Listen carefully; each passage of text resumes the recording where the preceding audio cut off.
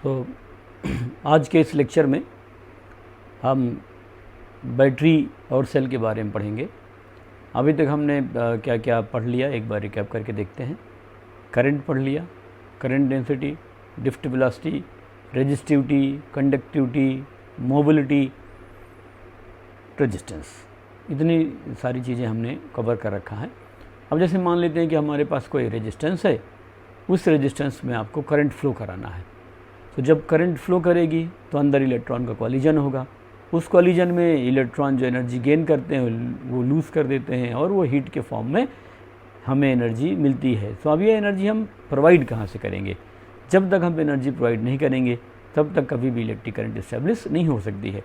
तो सर्किट में electric current flow कराने के लिए हमें उस पर इलेक्ट्रिक फील्ड लगानी पड़ेगी। अब इलेक्ट्रिक फील्ड लगाने के लिए हम उसमें बैटरी या सेल कनेक्ट करते हैं। सो हम आज ये डिस्कस करेंगे कि व्हाट इज़ बैटरी और what is cell. So battery को सर्किट में स्कीमेटिकली ड्रॉ करने के लिए हम लोग उसके दो टर्मिनल्स बनाएंगे। एक उसका पॉजिटिव टर्मिनल होता है और एक उसका निगेटिव टर्मिनल होता है। जैसे आप यहाँ पर छोटे वाले सेल्स जो हमारे घर में होते हैं, यहाँ देखें तो यहाँ एक जगह प्लस लिखा रहता है, ये प्लस लिखा है और नीचे यहाँ पर माइनस मार्क रहता है, ऐसे माइनस हो गया। तो ये पॉजिटिव टर्मिनल हो गया और ये उसका निगेटिव टर्मिनल हो गया। अब हम बार बार इस तरह की बैटरी नहीं बनाते हैं। सो हम उसका क्वेश्चन में जो है स्कीमेटिक डायग्राम बनाएंगे। सो जिसका पोटेंशियल ज़्यादा होगा उसकी बड़ी लाइन बना देंगे और जिसका पोटेंशियल कम होगा उसकी निगेटिव लाइन बना देंगे। और ये जो बीच का पोर्शन है ये बैटरी के अंदर का भाग है, ये इंटरनल पोर्शन है बैटरी का, जिसके बारे में अभी हम डिस्कस नहीं करेंगे और ये हमारे सिलेबस में भी नहीं है।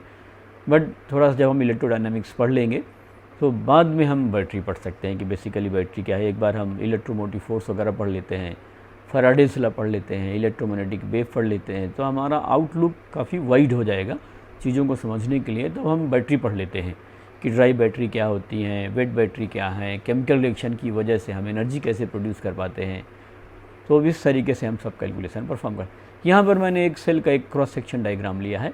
आप देखिए कि बीच वाला तो एक कैथोड को रिप्रेजेंट कर रहा है और ये वाला जो रॉड है वो एनोड को रिप्रेजेंट कर रहा है। तो आप यहाँ तो चाहे इधर टर्मिनल दे सकते हैं, इसके बगल में भी निगेटिव दे सकते हैं, ऐसा बनाया जा सकता है, या ऊपर प्लस दे सकते हैं और नीचे की तरफ इसको नीचे से कनेक्ट कर दिए तो निगेटिव टर्मिनल आप नीचे दिया जा सकता है। इसके बाद इसके अंदर केमिकल्स होंगे जिनके अंदर केमिकल रिएक्शन होंगे और उस रिएक्शन की वजह से आप ये माने कि केमिकल एनर्जी प्रोड्यूस होगी और उसी एनर्जी को हम बाहर पाते हैं। ये जो बड़ी बड़ी बैटरी हम लगाते हैं कार में, इन्वर्टर में, ये लेड एसिड बैटरी होती है, इसमें भी ये एक टर्मिनल हो गया और ये दो टर्मिनल हो गया। सो हमारी बैटरी चाहे जिस भी तरीके से हो, चाहे हम छोटी बैटरी बनाएं या बड़ी बैटरी बनाएं, उन सभी में हमारे पास दो टर्मिनल होते हैं। एक जिसका पोटेंशियल ज़्यादा होगा उसको हमने पॉजिटिव टर्मिनल बोल दिया और जिसका पोटेंशियल कम होगा उसको निगेटिव टर्मिनल बोल दिया। इस तरीके से हम किसी बैटरी या सेल को रिप्रेजेंट कर सकते हैं। यदि हमें कहीं पर भी सर्किट में करंट चाहिए तो हमें जो है उसमें बैटरी या सेल लगाना होगा। जैसे आप अपने मोबाइल को यूज़ करना चाहते हैं तो आप जब तक उसकी बैटरी इंसर्ट नहीं करेंगे, बैटरी उसकी ऑन नहीं होगी, तभी आप मोबाइल क्या करते हैं, ऑन करते हैं। जब ऑन करते हैं तो उसके बैटरी के अंदर टर्मिनल की कनेक्शन इस्टेब्लिश हो जाते हैं, जिसकी वजह से अब वो जो है मोबाइल को करंट प्रोवाइड करना स्टार्ट कर देती है। सो हम जो है बैटरी के ये मेन पैरामीटर्स जो है अब डिस्कस करना चाहते हैं। सो बैटरी में बेसिकली तीन चीज़ें होंगी। एक तो उसके अंदर जो केमिकल रिएक्शन हो रहे हैं वो केमिकल रिएक्शन की वजह से होगा क्या कि एक टर्मिनल पर पॉजिटिव चार्ज डेवलप हो जाएगा और एक टर्मिनल पर निगेटिव चार्ज डेवलप हो जाएगा। सो केमिकल रिएक्शन की वजह से अंदर बैटरी के अंदर चार्जेज का सेपरेशन होगा। एक तरफ प्लस चार्ज कलेक्ट होगा और एक तरफ माइनस चार्ज कलेक्ट होगा।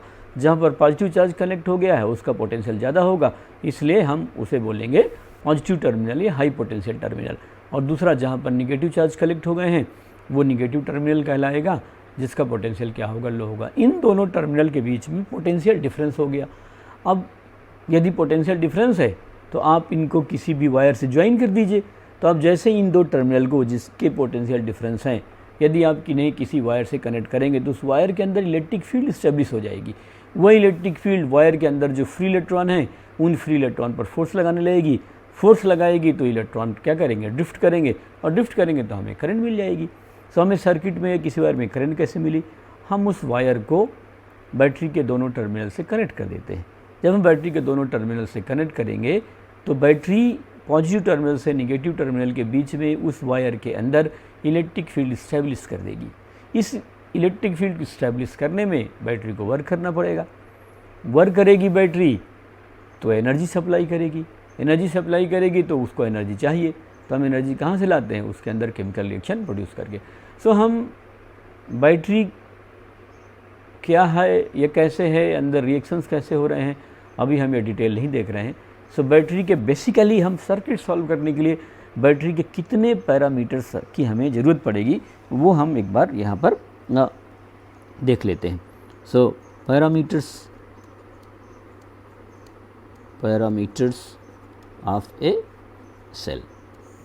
तो किसी सेल को समझने के लिए, सर्किट में कनेक्ट करने के लिए हमें बेसिकली क्या क्या पैरामीटर्स चाहिए? तो एक तो होता है EMF, electromotive force. Electromotive force क्या है ये सब बहुत डिटेल में आगे पढ़ा जाएगा, अभी आप सिर्फ नाम जानिए, मैं समझा दूंगा। इलेक्ट्रोमोटिव फोर्स, इलेक्ट्रोमोटिव फोर्स एक मिसनोमर है। बोल्टा ने जिस समय इसको डिफ़ाइन किया उस टाइम पे पता नहीं था कि फोर्स क्या होते हैं, हमारे टर्म जो है बहुत वेल डिफाइंड नहीं थे, या एनर्जी क्या है, इस तरह के डिफरेंस हम समझते नहीं थे। सो इलेक्ट्रोमोटिव फोर्स, आप ये समझिए कि इलेक्ट्रोमोटिव फोर्स किसी जो हम इलेक्ट्रोकेमिकल बैटरी ले रहे हैं, इलेक्ट्रोकेमिकल सेल ले रहे हैं, उसके अंदर जो केमिकल रिएक्शन हो रहे हैं, उन केमिकल रिएक्शन का जो ओवरऑल एफर्ट है उसी का नाम हमने क्या कर दिया? इलेक्ट्रोमोटिव फोर्स रख दिया। अब इलेक्ट्रोमोटिव फोर्स को हम ऑपरेशनली डिफाइन करना चाहते हैं। ऑपरेशनली का मतलब हम कुछ मैथमेटिकल या लॉजिकल डेफिनेशन देंगे।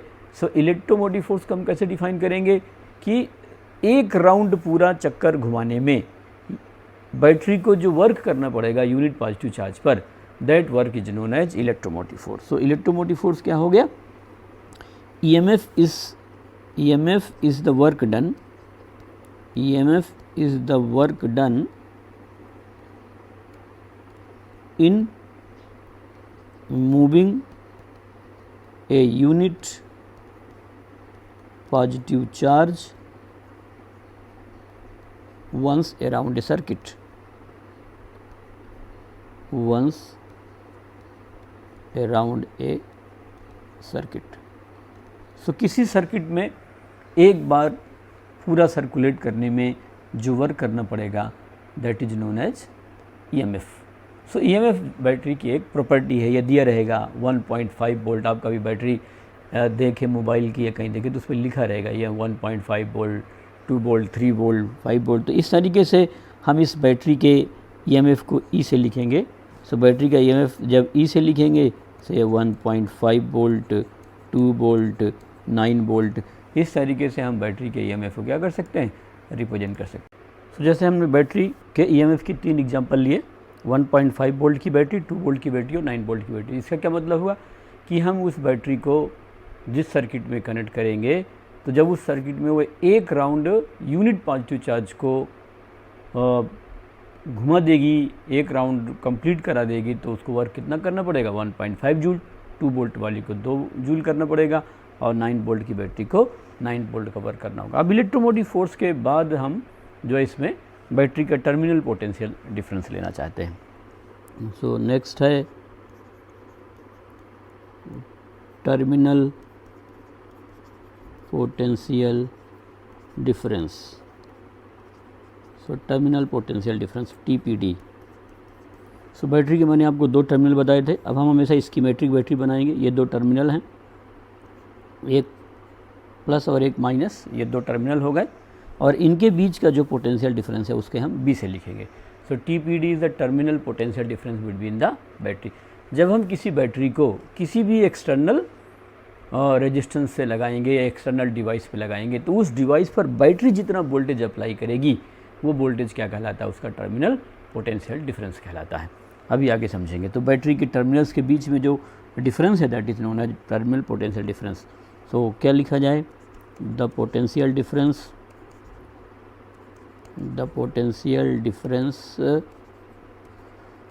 between terminals of the battery or cell is called TPD, terminal potential difference. आगे चल के सर्किट में हमें इसकी वैल्यू कैलकुलेट करना पड़ेगा बार बार। तो हम बाहर जो किसी डिवाइस पर जब कनेक्ट करेंगे तो इसके EMF और टर्मिनल पोटेंशियल डिफरेंस में थोड़ा सा अंतर है। EMF वो पोटेंशियल डिफरेंस है जो बैटरी के अंदर केमिकल रिएक्शन की वजह से जनरेट होगा। अब हम उस बैटरी से यदि कोई करंट नहीं लेंगे तो उसका टर्मिनल पोटेंशियल उसके EMF के बराबर होगा। ये सब बातें बहुत क्लियर हो जाएंगी, अपने कोई डाउट नहीं होगा आने वाले टाइम में। सो आप ये समझिए कि जब बैटरी से करंट फ्लो कर रही होगी और करंट तभी फ्लो करेगी जब हमारा सर्किट क्लोज्ड होगा। तो जब बैटरी से करंट फ्लो कर रही होगी तो बैटरी के टर्मिनल पर जो पोटेंशियल डिफरेंस डेवलप होगा that is known as terminal potential difference. ये जो हमारा पोटेंशियल डिफरेंस आया है, टर्मिनल पोटेंशियल डिफरेंस B, ये E के इक्वल हो सकता है, B E से ज़्यादा हो सकता है या B E से कम हो सकता है। जहाँ पर E क्या चीज़ है, EMF ऑफ द सेल। इन सब की कैलकुलेशन हम अभी आगे करेंगे, अभी हम यहाँ पर नहीं इस पर डिस्कस कर रहे हैं। आगे हम सर्किट लॉस पढ़ेंगे तो वहाँ पर ये बहुत हमें बहुत ऑब्वियस हो जाएगा और हम बहुत फंडामेंटल तरीके से इन बातों को बता पाएंगे। So there is difference between terminal potential difference, जिसको सिंपली पोटेंशियल डिफरेंस लिखा रहता है, and EMF of the battery. हम लोग इलेक्ट्रिक फील्ड को E से डिनोट कर रहे थे। हमारा अब आगे कोई भी इलेक्ट्रिक फील्ड का काम नहीं पड़ेगा। पूरे सर्किट पढ़ते समय हम इलेक्ट्रिक फील्ड जैसी कोई चीज़ नहीं पढ़ने वाले हैं। सो हमें EMF लिखना होगा तो हम या तो EMF को E से लिखेंगे या तो B से लिखेंगे। सिंपली हम ऐसे जो है सिंबल लिख सकते हैं। अभी मैंने EMF को E से डिनोट कर दिया है और टर्मिनल पोटेंशियल डिफरेंस को B से। अब जैसे हमारे पास सेल है, ये मैंने आपको इधर बताया था कि इनमें से कोई भी सेल है हमारे अंदर। अब ये जो सेल है हमारे पास, इसके अंदर केमिकल रिएक्शन होंगे या इसके अंदर जो केमिकल्स हैं इनके अंदर चार्ज जो है एक जगह से दूसरी जगह ट्रांसपोर्ट होगा। तो सेल को बेसिकली क्या काम करना पड़ रहा है, वो जो है लो टर्मिनल से चार्ज को उठाती है और हाई टर्मिनल पर रख देती है। मान लो हम पॉजिटिव चार्ज की वैल्यू ले रहे हैं, तो उसको जो वर्क करना होगा वही उसका EMF है। अब जब उस सेल के अंदर चार्ज पार्टिकल एक जगह से दूसरी जगह जाएगा तो बार बार अंदर जो इलेक्ट्रोलाइट है उनके एटम से या उनके मटेरियल से कोलाइड करेगा, तो उस कोलिजन में अपनी एनर्जी लूज़ करेगा। इस तरह के एनर्जी लॉस को हम रेजिस्टिविटी या रेजिस्टेंस बोलते चले आ रहे हैं। इस तरीके से हम सेल का रेजिस्टेंस भी बता सकते हैं। तो सेल का रेजिस्टेंस क्या हुआ, सेल क्यों रेजिस्टेंस सफ़र करेगी, क्योंकि सेल के अंदर एक टर्मिनल से दूसरे टर्मिनल तक जब चार्ज ट्रांसपोर्ट होगा तो उसके फ्लो में, उसके मोशन पे अपोजिशन प्रोड्यूस होगा। जो अंदर इलेक्ट्रोलाइट है वो चार्ज के फ्लो के मोशन को क्या करेगा, अपोज करेगा। सो इस अपोजिशन को बताने के लिए हम सेल का क्या करते हैं, इंटरनल रेजिस्टेंस डिफाइन करते हैं। जो थर्ड प्रॉपर्टी होगी सेल की, that is the internal resistance. Internal resistance,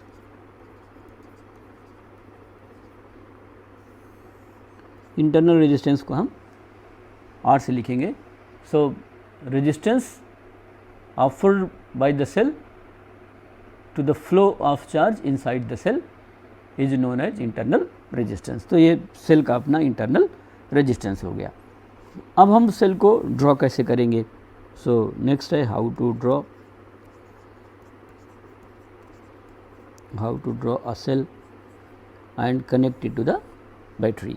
तो जैसे ये हमारे पास सेल हो गई, तो ये एक टर्मिनल, ये दूसरा टर्मिनल ऐसे बना दिया, ये इसके टर्मिनल्स हो गए। अब इसके टर्मिनल से मैंने किसी बाहर रेजिस्टेंस को या किसी डिवाइस को मैंने आगे क्या कर दिया, यहाँ पर ज्वाइन कर दिया। तो ऐसे ज्वाइन कर सकते हैं। सो इसका EMF E हो गया, इंटरनल रेजिस्टेंस R हो गया और एक्सटर्नल रेजिस्टेंस ऐसे जोड़ सकते हैं। या मैं इस बात को थोड़ा अलग अलग कर सकता हूँ। तो मेरे पास एक सेल है जिसका internal resistance EMF E, internal resistance R कर दिया। अब ये टर्मिनल हो गया। So these are the terminals, ऐसे हम बता सकते हैं। और फिर हम इसे एक्सटर्नल सर्किट में कनेक्ट कर दिए। ये R है, कुछ भी हम ज्वाइन कर सकते हैं। तो इस तरीके से हम अपने सेल का डायग्राम बना सकते हैं। तो जब हम किसी सेल को सर्किट में ड्रॉ करना चाहेंगे या सर्किट में उसको बनाना चाहेंगे, तो हम सबसे पहले उसके दो टर्मिनल बनाएंगे। एक लाइन बड़ी बनाना होगा और एक लाइन छोटी बनाना होगा। जो बड़ी लाइन है वो हायर पोटेंशियल को डिनोट करती है और जो छोटी लाइन है वो लोअर पोटेंशियल को डिनोट करती है। बड़ी लाइन पॉजिटिव टर्मिनल कहलाती है और छोटी लाइन निगेटिव टर्मिनल। आपको कोई साइन वाइन लगानी है। करंट जो एक्सटर्नल सर्किट में इस्टेब्लिश होगा वो कहाँ से कहाँ फ्लो करेगा, हाई पोटेंशियल टू, ये मैंने आपको पहले बताया था करंट की डायरेक्शन किधर से किधर होगी, करंट का जो फ्लो का डायरेक्शन होगा that will be from positive terminal to the negative terminal in the external circuit. ये आप शुरू में देखिए मैंने आपको बताया था कि जिधर की तरफ पॉजिटिव चार्ज आएगा उधर की तरफ करंट जाएगी। सो यदि आप यहाँ पर हाई टर्मिनल से लो टर्मिनल की तरफ जा रहे हैं तो इलेक्ट्रिक फील्ड की डायरेक्शन कहाँ से कहाँ तक होगा, high potential to low potential. आप किसी पॉजिटिव चार्ज को रख दीजिए तो पॉजिटिव चार्ज तो किधर जाने लगेगा, इलेक्ट्रिक फील्ड की डायरेक्शन में, इलेक्ट्रिक फील्ड की डायरेक्शन में जाएगी जिधर ही जाएगी उधर की तरफ करंट होगी।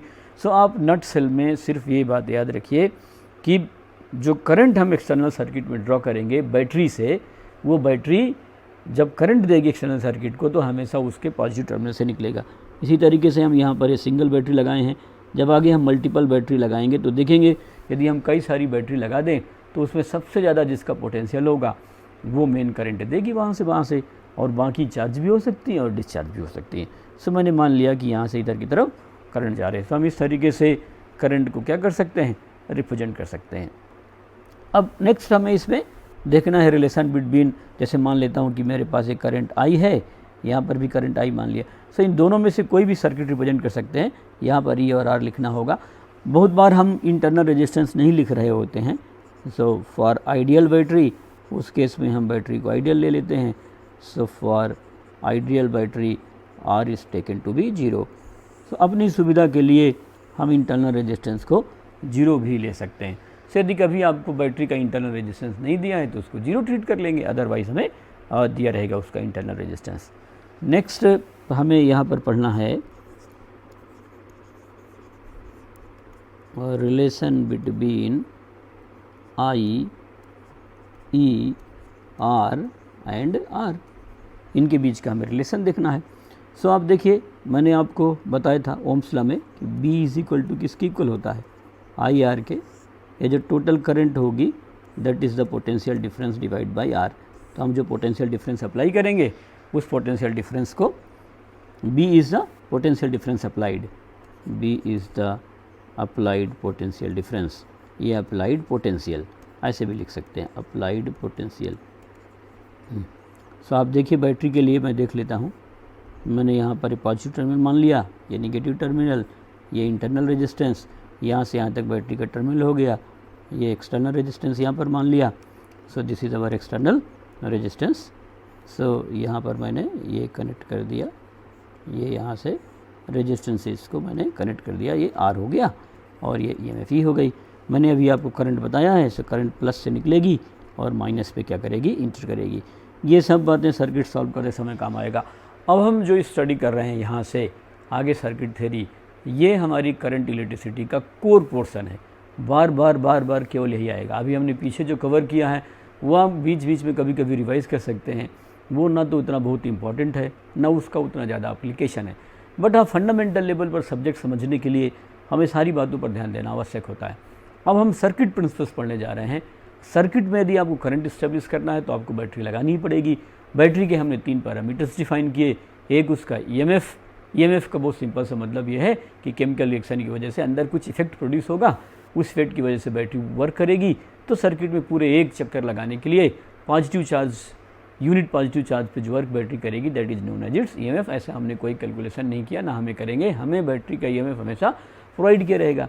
अब जब बैटरी से करंट चल रही होगी तो उसके टर्मिनल के बीच का जो डिफरेंस होगा that is known as terminal potential difference. इसके बाद फिर हमने इंटरनल रेजिस्टेंस पढ़ लिया। इंटरनल रेजिस्टेंस में हमने क्या सीखा कि जब चार्ज बैटरी के अंदर चलेगा तो इलेक्ट्रोलाइट के जो एटम्स हैं या अंदर जो मटेरियल है उनसे बार बार चार्ज क्या करेगा, कोलाइड करेगा। उस कोलिजन के पूरे इफेक्ट को रिप्रेजेंट करने के लिए हमने इंटरनल रेजिस्टेंस R डिफाइन कर दिया है। अब मेरे को इसमें करंट निकालना सीखना है। सो मैंने मान लिया ये करंट कितना है, I है। सो आप देखिए टोटल रेजिस्टेंस आपके पास कितना है, R और R। इस टोटल रेजिस्टेंस R और R पर कितना हमने पोटेंशियल डिफरेंस अप्लाई कर दिया है, E अप्लाई कर दिया है। सो यदि मैं यहाँ पर I is equal to ohms लगाना चाहूँ, सो मैंने पोटेंशियल डिफरेंस कितना अप्लाई किया है, E, और टोटल रेजिस्टेंस हमारे पास कितना है, R प्लस R। इस तरीके से हम जो है बता सकते हैं। सो this is the current by the battery. अब इस रेजिस्टेंस में कितना पोटेंशियल डिफरेंस आएगा, सो पी डी अक्रॉस आर, यदि मेरे को आर लिखना है तो मैं वी से लिख देता हूँ। So B is equal to किसकी इक्वल होगा, आई, आर की इक्वल होगा, ओम्स लॉ से B is equal to I R, क्योंकि इसके जो एंड हैं, इसके एंड के बीच का जो पोटेंशियल है वो बी है, ये ई नहीं है। क्यों नहीं है ई, क्योंकि आर भी लगा हुआ है, कुछ ड्रॉप तो बैटरी के अंदर ही हो गया। तो जैसे मान लेते हैं कि 1.5 वोल्ट की बैटरी लेते हैं और 0.2 वोल्ट अंदर ही ड्रॉप कर गया, तो 1.5 में से 0.2 तो अंदर ही ख़त्म हो गया, तो बचा कितना, 1.5 माइनस 0.2 1.3, तो बाहर आपको 1.3 वोल्ट मिलेगा। जो बाहर पोटेंशियल मिला वही टर्मिनल का पोटेंशियल है, और यदि आपने केवल एक डिवाइस लगाया तो पूरा का पूरा उस पर लग जाएगा। एक से ज़्यादा डिवाइसेस लगा रखे हैं तो जो बचा हुआ पोटेंशियल है वो सब में क्या हो जाएगा, डिवाइड हो जाएगा। सो ये जो पी डी हमने निकाला V is equal to I R, I की आप वैल्यू लिख सकते हैं, सो ये आ जाएगा E R divide by R plus R. अभी हमें आगे कुछ भी रटने की ज़रूरत नहीं है ना, हम सिर्फ एक बात ध्यान रखेंगे, B is equal to I R. यदि हमारे पास कोई रेजिस्टेंस है जिसकी वैल्यू आर है और उसके एंड में हमने पोटेंशियल कितना लगा दिया, आर लगा दिया है, तो हम I is equal to V by R या V is equal to I R, V is equal to I R लिख सकते हैं। अब मैं यहाँ लिखना चाहता हूँ P D across small R, मतलब पोटेंशियल जो बैटरी के अंदर ही ख़त्म हो गया, वो कितना लिखेंगे, बी इनसाइड वी आई लिख देता हूँ, सो आई इंटू आर की इक्वल हो जाएगा। सो अब यदि इसकी वैल्यू लिखना चाहेंगे तो E R divide by R plus R. इस तरीके से हम पोटेंशियल डिफरेंस जो है लगा सकते हैं। सो ये जो हमारी ई की वैल्यू आई वो किसकी इक्वल हो गई, बी जो बाहर आया और बी जो अंदर हुआ। सो ऐसे बता सकते हैं, यह हम जो बी हमें बाहर मिला टर्मिनल पर वो हमारा किसके इक्वल होगा, ई माइनस वी आई के इक्वल होगा, और वी आई तो आई आर के इक्वल है, सो ये किसके इक्वल हो जाएगा, ई माइनस आई आर। ऐसे भी हम बता सकते हैं। ये सब कोई बहुत रटने की जरूरत नहीं है, धीरे धीरे करके ये अपने आप हमें आ जाएगा। अब मैं आपको इस पर कुछ छोटे छोटे क्वेश्चंस करा देता हूँ, और हम यहाँ पर अब इलेक्ट्रिकल पावर और एनर्जी भी डिफाइन कर लेते हैं पहले, फिर आगे देखते हैं। सो नेक्स्ट जो हमें लेना है वह है electrical energy and power, electrical energy and power. So energy को U से लिखूँगा मैं और पावर को P से लिख दूँगा, या एनर्जी को W से भी लिख सकते हैं। So power is the rate of doing work, so power is the rate of doing work dW by dt, या it is the rate of transfer of energy du by dt। ये हम power को कहीं पर भी define कर सकते हैं। पावर का मतलब क्या है कि यदि आप एनर्जी का कहीं पर फ्लो करा रहे हैं, एनर्जी का फ्लो तो हो ही रहा है। देखो पॉजिटिव टर्मिनल से करंट निकल रही है और घुस रही कहाँ, निगेटिव टर्मिनल में, तो इस तरीके से एनर्जी का फ्लो तो हो ही रहा है, और जो रेजिस्टेंस से होकर जा रही है वहाँ हीट के फॉर्म में अपीयर कर रही है। सो जो एनर्जी का फ्लो है उसको हम यहाँ इलेक्ट्रिकल पावर लिख रहे हैं, और इलेक्ट्रिकल एनर्जी ये अपने को नहीं कैलकुलेट करना पड़ता है। यदि हमें कभी वर्क डन निकालना हो सो पावर या कुछ अपने को दिया रहेगा जहाँ से हम कैलकुलेट कर सकते हैं। सो पावर की वैल्यू आ गई।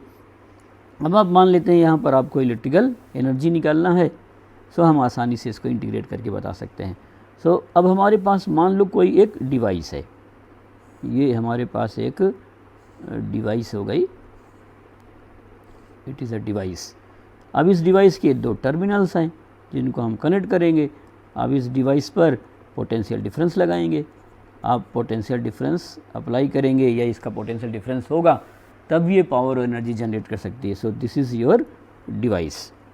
और डिवाइस का क्या मतलब हुआ, और डिवाइस का मतलब ये होगा कि या तो रेजिस्टर है, आगे पढ़ेंगे हम कैपेसिटर होगा, या तो कैपेसिटर नहीं है तो वह इंडक्टर होगा, सेल भी हो सकती है वो, आगे डायोड पढ़ेंगे, डायोड हो सकता है, ट्रांजिस्टर, बहुत सारी चीज़ें हो सकती हैं, आपका एलईडी स्क्रीन हो सकता है, कुछ भी। So that is a device. अब दो बातें होंगी, या तो डिवाइस के अंदर करंट जाएगी या तो डिवाइस से बाहर करंट आएगी। सो मैंने मान लिया ये इसका टर्मिनल है और करंट इस डिवाइस से बाहर निकल के आ रही है। सो इधर से ये गई, ये पॉजिटिव टर्मिनल हो गया और ये निगेटिव टर्मिनल। एक तरफ पोटेंशियल ज़्यादा होगा और एक तरफ पोटेंशियल कम होगा। जब तक डिवाइस में आप पोटेंशियल डिफरेंस मेंटेन नहीं करेंगे तब तक ना तो डिवाइस के अंदर करंट जाएगी न करंट बाहर आएगी। यदि किसी डिवाइस से करंट बाहर आ रही है या किसी डिवाइस में करंट अंदर जा रही है तो पहली बात तो उस डिवाइस के 2 टर्मिनल होंगे। आगे चल के हम ज़्यादा टर्मिनल की डिवाइसेस पढ़ेंगे, जैसे हमारे सिलेबस में ट्रांजिस्टर है, बट अभी हम केवल और केवल 2 टर्मिनल डिवाइस ही पढ़ रहे हैं। आपने 2 टर्मिनल केवल 2 ही होंगे, एक को हाई पोटेंशियल से कनेक्ट करने के लिए और एक को लो पोटेंशियल से कनेक्ट करने के लिए। सो ये कहाँ से करंट निकल रही है? पॉजिटिव टर्मिनल से बाहर आ रही है। यह हमारे पास हमारी जो डिवाइस है वो कुछ ऐसे भी हो सकती है। ये तो हमारे पास डिवाइस हो गई, ये इस डिवाइस के टर्मिनल्स मैंने बना लिया, ये पॉजिटिव मार्क कर दिया है, निगेटिव हाई पोटेंशियल और पॉजिटिव टर्मिनल पर करंट इंटर कर रही है। जब प्लस पर निकलेगी तो माइनस से क्या जाएगी? बाहर जाएगी। And this is our device. So हम इस तरीके से एक डिवाइस बना। अब इस डिवाइस का पावर जो कैसे डिफाइन होगा? So power of any electrical device is defined as V into I. This is the definition of the electrical power. So power of electrical devices, power of a device is P is equal to BI. This is the definition of the power. ये definition है, definition of electrical power. So electrical power is defined as V into I. कैसे हम electrical power को define कर सकते हैं? जैसे मान लेता हूँ मैं कि मेरे पास एक चार्ज है dq जो यहाँ से यहाँ कहीं जा रहा है, और ये जो dq चार्ज है इसको मैंने किसी b पोटेंशियल तक ले गए यहाँ से। सो यहाँ पर ले गए, ये हाई पोटेंशियल है, ये लो पोटेंशियल है, तो इसको ले जाने में अपने को वर्क करना पड़ेगा। सो dw इज इक्वल टू किसके इक्वल होगा? v into dq। ये पढ़ रखे होंगे आप, इलेक्ट्रोस्टैटिक्स में नहीं पढ़े होंगे तो अभी पढ़ेंगे। किसी भी चार्ज को पोटेंशियल b यदि हमारे पास है तो इस b पोटेंशियल डिफरेंस पर ले जाने में वर्क हमेशा किसके इक्वल करना पड़ेगा? dw is equal to b into dq के। अब आप देखिए मैंने आपको पावर क्या बताया? पावर बताया dw बाई dt। तो dw किसके इक्वल है? b इंटू dq के divide by dt। So power हो जाएगा v और dq by dt is I। So power of any electrical device is defined as b into I की value मैं आपको पहले सिखा रखा था, किसकी इक्वल होगी? dq by dt। सो यदि हमारे पास कोई भी डिवाइस है, चाहे वो ट्रांजिस्टर हो, चाहे वो डायोड हो, रेजिस्टेंस हो, बैटरी हो, let it be any device, यदि कोई भी इलेक्ट्रिकल डिवाइस है तो उस इलेक्ट्रिकल डिवाइस का पावर हमेशा किसके इक्वल होगा? b इंटू आई के इक्वल होगा। अब हमें पावर तो निकाल लिया, power b is the terminal potential difference of the device and I is the current flowing into the device और current coming out of the device. तो b तो उस डिवाइस के टर्मिनल का पोटेंशियल हो गया, और उसके टर्मिनल के अंदर जाने वाला करंट या वहाँ से बाहर आने वाला करंट की वैल्यू कितनी हो गई? I हो गई। सो जो पावर होगा वो b इंटू आई के इक्वल होगा। अब देखिए अपने इसको कैसे बता सकते हैं? जैसे हमने यहाँ पर पावर पढ़ा था कितना? dw by dt। w is your energy, electrical work और energy. So therefore we write here dw is equal to p dt, ऐसे लिख सकते हैं। सो टोटल वर्क यदि अपने को निकालना है, so total work total energy किसकी इक्वल हो जाएगी? इंटीग्रल p dt की इक्वल हो जाएगी। गिवन लिमिट में इंटीग्रेट कर देंगे। अब यदि p कांस्टेंट है, ये p इज कांस्टेंट, तो वो इंटीग्रल के बाहर आ जाएगा, टोटल टाइम t हो जाएगा। So w will be is equal to p into T, और p की वैल्यू यदि आप bi लिखते हैं सो किसके इक्वल हो जाएगा? VIT के इक्वल हो जाएगा। ये आपको मैं हीटिंग इफेक्ट ऑफ करंट पढ़ाते समय ये अलग से सेक्शन पढ़ेंगे हम। अभी हमारा एनर्जी और पावर का काम नहीं है। हम पूरा सर्किट पढ़ने के बाद लास्ट में हमें जब सर्किट के फंडामेंटल समझ में आ जाएंगे तो हम जो है इसको एक अलग सेक्शन से पढ़ेंगे। Heating effect of the current के, हम जब बल्ब कैसे बनाते हैं, इलेक्ट्रिकल हीटर के प्रिंसिपल क्या होते हैं, फ्यूज वायर्स क्या होती हैं। सो हम आगे चल करके ये एक अलग सेक्शन पढ़ेंगे। अभी हमने जस्ट इंट्रोडक्टरी लेवल के लिए पढ़ लिया। सो इस पूरे सेक्शन में आप देखें हमने क्या क्या देखा। एक तो हमने बैटरी समझा, बैटरी एसएल, कि बैटरी के अंदर कुछ केमिकल्स होंगे, वो जो केमिकल्स हैं उनमें केमिकल रिएक्शन होगा, उस केमिकल रिएक्शन की वजह से अंदर चार्ज का सेपरेशन हो जाएगा, जहाँ पर पॉजिटिव चार्ज कलेक्ट हो जाएंगे उसका पोटेंशियल ज़्यादा हो जाएगा, जहाँ निगेटिव चार्ज कलेक्ट हो जाएंगे वहाँ का पोटेंशियल निगेटिव हो जाएगा, कम हो जाएगा। तो ये दो टर्मिनल हो गए, positive terminal and negative terminal, और हम इस तरीके से अंदर से प्लेट लगा करके या रॉड लगा करके ये बाहर ले सकते हैं। अब बैटरी की हमने कुछ प्रॉपर्टीज़ पढ़ा, तो एक तो उसका था electromotive force, unit positive charge को एक राउंड घुमाने में जो वर्क करना पड़ेगा that is our electromotive force. दूसरा मैंने पढ़ लिया टर्मिनल पोटेंशियल डिफरेंस, तो बैटरी के जो दो टर्मिनल थे पॉजिटिव और निगेटिव, उनके बीच का जो पोटेंशियल डिफरेंस होता है that is known as terminal potential difference. इसका the internal resistance of the cell, हर सेल या हर बैटरी चूँकि उसके अंदर चार्ज एक जगह से दूसरी जगह जाएंगे तो कॉलिजन में एनर्जी लूज़ करेंगे, इसलिए हर सेल के लिए हम एक इंटरनल रेजिस्टेंस डिफाइन कर सकते हैं। इसके बाद मैंने आपको पढ़ा दिया relation between I V small R and capital R. So मैंने एक बैटरी बनाया जिसका EMF E है, इंटरनल रेजिस्टेंस R है और एक्सटर्नल रेजिस्टेंस कैपिटल R है। सो I की वैल्यू किसके इक्वल हो जाएगी, E divide by R plus R के बराबर हो जाएगी। नेक्स्ट है इलेक्ट्रिकल एनर्जी एंड पावर, मैंने आपको पढ़ा दिया। So power of any electrical device is defined as B into I। बाकी वो मैंने डेफिनेशन लिख रखा है, पावर dW/dt या du या du/dt, this is the general definition of the power. ये पूरी साइंस में आप कहीं भी लगा सकते हैं। Power is always rate of doing work और it is always the rate of transfer of energy, तो हम ऐसे बता सकते हैं। सो मैंने डिवाइस का पावर कितना डिफाइन कर लिया, B इंटू IR, ऐसे हो गया। अब मैंने आपको उसका B इंटू I का डेरिवेशन करा दिया। सो मैंने दो पॉइंट माना, उन दोनों पॉइंट के बीच का पोटेंशियल डिफरेंस B मान लिया और DQ चार्ज को पोटेंशियल डिफरेंस B से मैं ले जा रहा हूँ। तो पोटेंशियल डिफरेंस B से जब हम DQ चार्ज को ले जाएंगे तो उस DQ चार्ज को, जैसे आप मान लें ये ग्रेविटेशनल पोटेंशियल, ग्रेविटी है, एक जगह पोटेंशियल ज़्यादा होगा और एक जगह पोटेंशियल क्या होगा, कम होगा। सो आप यदि किसी बॉडी को ऊपर ले जाते हैं तो आपको वर्क करना पड़ेगा। So you are doing work against gravitational potential. इसी तरीके से इलेक्ट्रिसिटी में इलेक्ट्रिकल पोटेंशियल के अगेंस्ट जब हम किसी चार्ज को ले जाएंगे तो हमें क्या करना पड़ेगा, वहाँ पर वर्क करना पड़ेगा।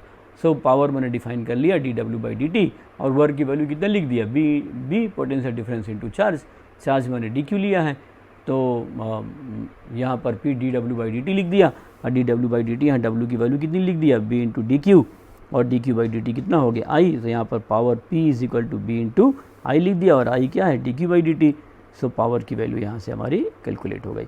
इसके बाद मैंने एनर्जी निकालना सिखा दिया है। So since by definition power is dW/dt, therefore dW is equal to P/dt और उसको इंटीग्रेट कर दिया।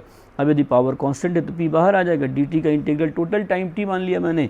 सो P इंटू T, अब W इज इक्वल टू कितना हो जाएगा, VIT के इक्वल आ जाएगा। अब हम इसमें जो है एक छोटा सा सिंपल सा क्वेश्चन करके देखते हैं। सो एकदम सिंपल सा क्वेश्चन है, बाकी आगे तो हम इलेक्ट्रिकल सर्किट में पढ़ेंगे ही पढ़ेंगे। सो क्वेश्चन क्या है कि मेरे पास ये एक बैटरी है, इस बैटरी का ये इंटरनल रेजिस्टेंस है और यहाँ ये एक्सटर्नल रेजिस्टेंस है। So EMF of the battery is he internal resistance R external. So जो EMF E है वो तो 5 वोल्ट दिया है, इंटरनल रेजिस्टेंस 1 ओम दिया है और एक्सटर्नल रेजिस्टेंस मैं 4 ओम मान लेता हूँ। We are taking very simple example. So क्या क्या फाइंड करना है, ये एक एक टॉपिक लगाते हैं। तो फाइंड I, कितना करंट होगा। सो करंट कहाँ से फ्लो करेगी, high potential to low potential. So ये I मान लिया मैंने, इधर I हो गया। सो सोल्यूशन में I की वैल्यू मैं लिख सकता हूँ। So I is equal to total potential applied divide by total resistance, ये मैंने आपको बता दिया है। इस पूरे सर्किट का टोटल रेजिस्टेंस कितना है, R प्लस R, और टोटल पोटेंशियल कितना आपने अप्लाई कर रखा है, E। सो आप देखिए यहाँ पर E की वैल्यू कितनी है, 5, दिस इज़ 1 + 4, सो ये आ गया 5 divide by 5 and that is 1 ampere. तो इस सर्किट में 1 एम्पियर की करंट जो है प्रोड्यूस हो जाएगी। अब नेक्स्ट है find potential drop inside battery या इनसाइड सेल, सेल के अंदर कितना पोटेंशियल ड्रॉप होगा, तो ये भी बहुत आसानी से बता पाएंगे आप। V किसके इक्वल होगा, I into internal resistance, I कितना है 1, इंटरनल रेजिस्टेंस 1 है। सो अंदर कितना ड्रॉप हो गया, 1 वोल्ट का। So potential dropped inside the cell is 1 volt. अब थर्ड में मैं लिख देता हूँ find potential difference across external resistance. तो थर्ड में है find P D potential difference across external resistance. ये सोल्यूशन में आप देख लीजिए, वी आर कैपिटल आर लिख देता हूँ, ये किसके इक्वल होगा, आई इंटू आर। वी आर ये सिंबल जो है, और यहाँ पर भी आप देख लीजिए, इसको मैं लिख देता हूँ कितना, बी स्मॉल आर, जिससे हमें डाउट नहीं हो कि हम कौन से सिंबल यूज़ कर रहे हैं। अब आप देखिए यहाँ पर आई की वैल्यू हमारे पास 1 थी और ये कितना है 4, तो ये 4 वोल्ट हो गया। तो छोटी छोटी बातें हैं ये, बहुत ज़्यादा फंडामेंटल है, इन्हीं से आगे चल कर के हम पूरी साइंस डेवलप कर सकते हैं। साइंस में कोई भी चीज़ बड़ी नहीं होती है, वो छोटे छोटे बेसिक कॉन्सेप्ट से डेवलप होती है। तो हम जितने एलिमेंट्री लेवल पर चीज़ों को समझते हैं और जितना क्लियर कट हम मैथमेटिक्स उसमें लगा सकते हैं, उतनी ही आसानी से हमारे लिए साइंस या फिजिक्स नेचुरल हो जाती है। अब आप जरा एक बात समझिए इस क्वेश्चन में, मैंने बैटरी का ईएमएफ तो कितना लिया है, 5 वोल्ट लिया है, बैटरी के अंदर कितना रह गया, 1 वोल्ट, तो बचा कितना, 4 वोल्ट, इसलिए रेजिस्टेंस पे कितना आया है, 4 वोल्ट आया। तो यदि मैं एक ऐसी बैटरी लूँ जिसका ईएमएफ 5 वोल्ट है और उस बैटरी का इंटरनल रेजिस्टेंस कितना है, 1 ओम है, अब मैं इस बैटरी को कनेक्ट कर देता हूँ एक बाहर से किसी एक्सटर्नल रेजिस्टेंस में, तो जो बैटरी का ईएमएफ ई है वो कभी भी बाहर अप्लाई नहीं हो सकता है। 5 वोल्ट तो कभी भी किसी को नहीं मिलेगा। क्यों नहीं मिलेगा, क्योंकि कुछ ना कुछ पोटेंशियल ड्रॉप अंदर रह जाएगा। पोटेंशियल ड्रॉप का मतलब कुछ ना कुछ एनर्जी का लॉस अंदर ही रह जाएगा। तो ये हो गया। अब मैं फोर्थ में एक और लिख रहा हूँ, find TPD of the cell. तो टीपीडी ऑफ द सेल देख लीजिए, टीपीडी निकालना है। सो टीपीडी निकालने के लिए टर्मिनल पोटेंशियल डिफरेंस जो है मैं V से लिख देता हूँ। सो बैटरी का ईएमएफ कितना है E, और अंदर ड्रॉप कितना हो गया वी आर इनसाइड, या V is equal to EMF कितना था E, और अंदर कितना ख़त्म हो गया आई आर। सो ईएमएफ तो पोटेंशियल डिफरेंस हो गया जो केमिकल रिएक्शन से जनरेट हुआ, चार्ज जो सेपरेट हो गए। अब जब करंट फ्लो करेगी तो कुछ एनर्जी का लॉस अंदर रह जाएगा।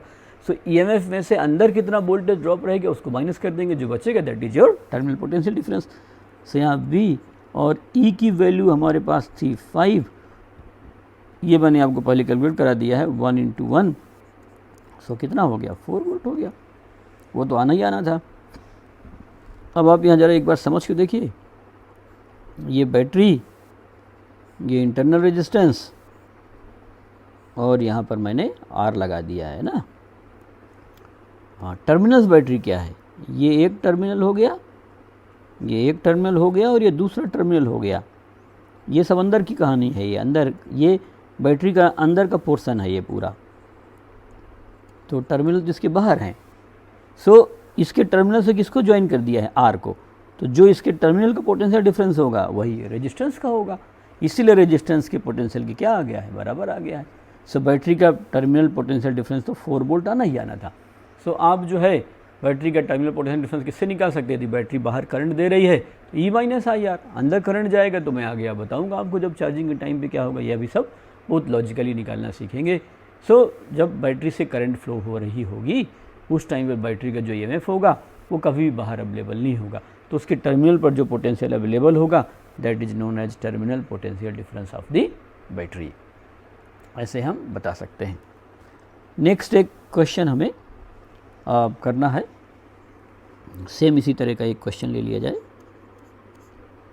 कि जैसे मान लिया मैंने ये एक बैटरी बना लिया, इंटरनल रेजिस्टेंस आप किधर की तरफ भी जोड़ सकते हैं, उसमें ऐसा कोई इशू नहीं होता है कि आपको किधर जोड़ना है, कैपिटल R, स्मॉल r, और ये EMF E।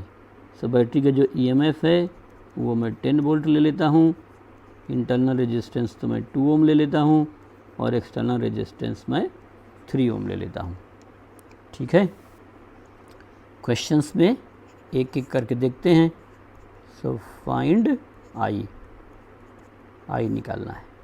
सो बहुत आसान है, I is equal to E/R + R। E हमारे पास 10 वोल्ट है, ये 2 + 3, सो 10/5, सो इट इज़ 2 एम्पियर। यहाँ पर 2 एम्पियर आ गया, करेक्ट हो गया। अब है पावर जनरेटेड या डेवलप्ड, है ना। So power developed by cell, तो ये निकाल लिया जाए, पावर डेवलप्ड बाय सेल, तो पावर ऑफ द सेल ये किसके इक्वल होगा, E इंटू आई। ई क्यों लिया, क्योंकि उसके केमिकल रिएक्शन से जो उसका पोटेंशियल आया है वो तो E ही है, और उससे करंट कितनी आई, आई, तो सेल कितना पावर जनरेट करेगी हमेशा, E इंटू आई। और हमारे पास देखिए E कितना दिया है 10 और I की वैल्यू है 2, तो 10 इंटू 2 इज़ 20 वाट। सो ये जो हमारी सेल है, this cell is generating 20 watt power, ये 20 वाट पावर जनरेट कर रही है। अब ये टोटल का एनर्जी आपको नहीं मिलेगा बाहर, तो अब नेक्स्ट अपने को लिखना है पावर डिसिपेटेड, डिसिपेटेड का मतलब loss, power dissipated inside cell. यदि हमारे पास कोई सेल है तो उसके अंदर कितना पावर डिसिपेट हो, तो पावर स्मॉल आर लिख देता हूँ, ये है ना। तो इस पावर इज इक्वल टू, ये मैंने आपको कितना बताया था, V इंटू आई बताया था, है ना, I इंटू वी आर। अब V किसकी इक्वल होता है, आई आर की इक्वल होता है, सो ये किसके इक्वल हो जाएगा, आई स्क्वायर आर की इक्वल। मैं अभी दोबारा समझा दूंगा आपको। हाँ, power is equal to V into I, और अंदर जो रेजिस्टेंस है उसमें आई आर स्मॉल आर, तो आई इंटू आई स्क्वायर हो गया, आई स्क्वायर आर। और आई कितना था 2 का स्क्वायर, और आर कितना है 2, सो 4 इंटू 2 कितना हो गया, 8 वाट हो गया। तो ये जो हमारे पास बैटरी है, इस बैटरी ने अपने केमिकल रिएक्शन से 20 वाट का पावर जनरेट किया। उस 20 वाट में से 8 वाट तो अंदर ही ख़त्म हो गया, तभी हर सेल गर्म हो जाती है। अब जितना स्ट्रॉन्ग करंट लेंगे उतनी ज़्यादा गर्म। ऐसी कोई सेल कभी भी नहीं होगी जो गर्म नहीं हो यूज करने पर, क्योंकि उसके अंदर पावर लॉस होगा ही होगा। तो 20 वाट में से 8 वाट तो अंदर ही ख़त्म हो गए, तो बचा कितना, 12 वाट बचा। इसका मतलब जो रेजिस्टेंस है उसको 12 वाट ही मिलेगा। सो नेक्स्ट आप देख लीजिए, पावर डिसिपेटेड, पावर लॉस भी लिख सकते हैं, power dissipated in external resistance R. तो सॉल्यूशन में आप देखिए, मैंने आपको बताया था P is equal to V into I, तो इसका B किसके इक्वल है, I into R into I. ये डायरेक्ट अभी लिखना सब सीख जाएंगे, आपको आता भी होगा, आई स्क्वायर आर। सो पावर ये आर का है ना एक्सटर्नल का, तो आई की वैल्यू आप देखिए 2 स्क्वायर थी, और आप आर कितना लिए थे, R was 3 and I was 2, तो यहाँ पर 3 हो गया। तो आप देखिए 4 इंटू 3 12 वाट, तो 12 वाट हो गया। अब आप समझिए इस क्वेश्चन में हुआ क्या, बैटरी ने 20 वाट का पावर जनरेट किया, 8 वाट का अंदर रह गया, बचा कितना 12, तो 12 वाट पूरा का पूरा ख़त्म हो गया। सो एनर्जी तो हमेशा कंजर्व रहेगी, energy can neither be created nor be destroyed, it can only be transferred from one system to the other system. तो हमारे पास एक सिस्टम है बैटरी, वो अपने किसी मैकेनिज्म से 20 जूल की एनर्जी पर सेकंड जनरेट कर रही है। उस 20 जूल में से अंदर 8 जूल पर सेकंड तो बैटरी के अंदर रेजिस्टेंस में ही ख़त्म हो गया। सो बचा कितना हमारे पास 12। अब यह तो 12 वाट का जो पावर है, हम इसे कहीं स्टोर कर लें। अब एनर्जी स्टोर करना इतना आसान तो है नहीं, आगे मैं आपको एनर्जी स्टोरेज डिवाइसेस भी पढ़ाऊंगा, जिसमें उसमें कैपेसिटर एक इम्पॉर्टेंट डिवाइस होती है। सो हम जब रेजिस्टेंस लगाएंगे, सो resistance is not any energy storing device, ये हमेशा एनर्जी का लॉस करेगी। सो बैटरी ने कितना सप्लाई किया है, 20 वाट का पावर। सर्किट में कोई भी डिवाइस ऐसी नहीं है जो एनर्जी क्या कर सके, स्टोर कर सके, तो इस पूरा का पूरा 20 वाट का पावर लॉस होगा ही होगा। सो 20 वाट हुआ तो 4 वाट अंदर रह गया और 12 वाट बाहर लॉस हो गया, इस तरीके से टोटल लॉस हो गया। सो अब आगे मैं आपको नेक्स्ट लेक्चर्स में इलेक्ट्रिकल सर्किट्स चालू करूँगा। आज हम लोग चालू नहीं कर रहे हैं इलेक्ट्रिकल सर्किट्स। तो इस तरीके से मैंने आपको ये सब जो है बेसिक बातें सिखा दिया। अब आप यहाँ पर हर 2-4 दिन में एक बार रिवाइज़ कर लीजिए, जब खाली बैठे हैं तो रफ में लिख के देख लीजिए।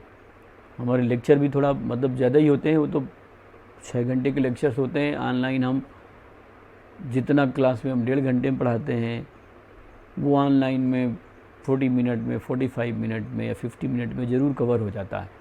क्लास में ऐसा होता है कि जैसे पूछे, फिर रिस्पॉन्स दिए, फिर दोबारा बताए, फिर 3 बार बताए, फिर दोबारा बैक किए, फिर बच्चे को लिखने का टाइम दिए। यहाँ पर हम आपको लिखने का टाइम नहीं देते हैं, हम ही बोलते रहते हैं, लिखते रहते हैं।